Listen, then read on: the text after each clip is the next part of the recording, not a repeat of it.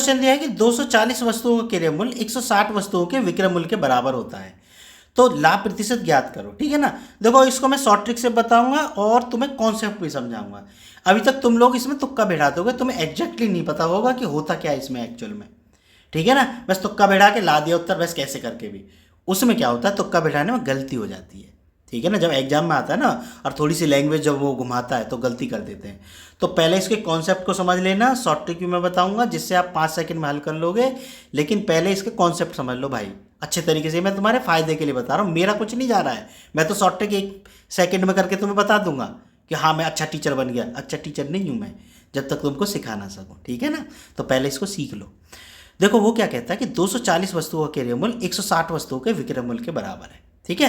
तो 240 वस्तुओं का क्रय मूल्य बराबर क्या है, ये क्रय मूल्य बराबर क्या है, 160 वस्तुओं का विक्रय मूल्य है ना। ऐसा मान लो इसमें कि एक वस्तु का विक्रय मूल्य कितना है, वस्तु का ध्यान रखना है, विक्रय मूल्य मानना है। एक वस्तु का विक्रय मूल्य 1 रुपये है। अब जब तुम्हें 1 रुपये मान रहे हो तो ये कितना हो गया, 160 रुपये हो गया। मतलब 240 वस्तुओं का क्रय मूल्य कितना हो जाएगा, वस्तुओं के क्रय मूल्य बराबर कितना हो जाएगा, 160 रुपये। ये बात समझ में आ गई। अब मान लो ये 240 वस्तुओं का हमने निकाला है, 160 रुपये क्रय मूल्य है। ठीक है। अब मान लो मैं ये तुमसे ये पूछूं कि भाई 240 वस्तुओं का विक्रय मूल्य कितना होगा, तो भाई 240 वस्तुओं का विक्रय मूल्य कितना हो जाएगा, विक्रय मूल्य बराबर कितना हो गया, विक्रय मूल्य बराबर 240 रुपये। भाई एक वस्तु का 1 रुपये माना है हमने विक्रय मूल्य। ठीक है ना। तो विक्रय मूल्य कितना हो गया, 240 रुपये, और क्रय मूल्य कितना हो गया, 160 रुपये। ठीक है ना। तो लाभ कितना हो गया भाई, 240 माइनस 160 बराबर 80 रुपये लाभ हो गया। अब तो तुम्हें लाभ प्रतिशत निकालना है बस। तो क्या करोगे, 80 बटे मतलब लाभ बटे क्रय मूल्य कितना, 160 रुपये गुना 100। ठीक है।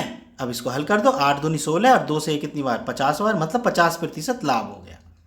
ठीक है। ये हमारा आंसर आ गया। अब देखो एक्चुअल में शॉर्ट ट्रिक कैसे बनाई गई है उसको भी देख लो।